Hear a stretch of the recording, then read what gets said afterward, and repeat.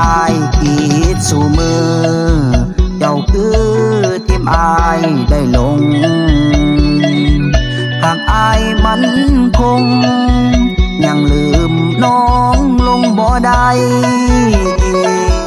อายดีบ่มองใดน้องเฮ็ดเจ้าเสียใจเป็นหยังจังทิมอายไว้ห้องให้อยู่นา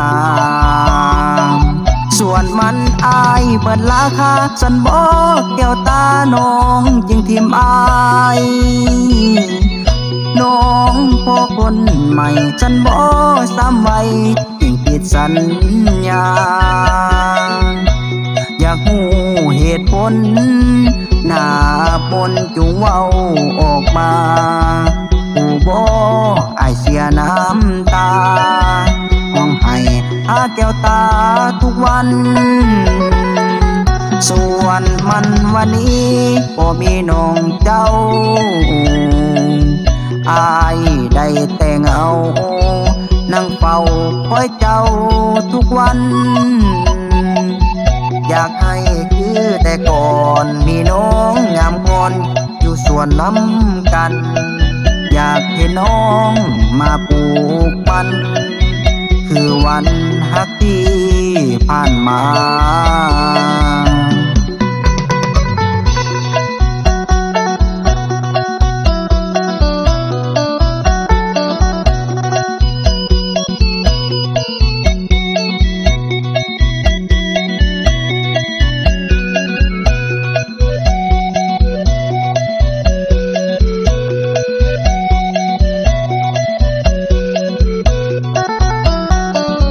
ส่วนมันอายเบิดราคาฉันบอกแก้วตาน้องจึงทิมอา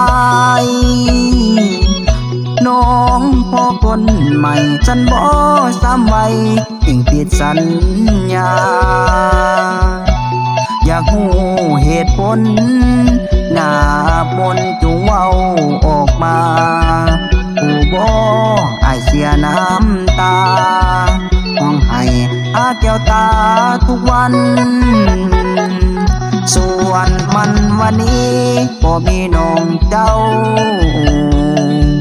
อายได้แต่งเอานั่งเฝ้าคอยเจ้า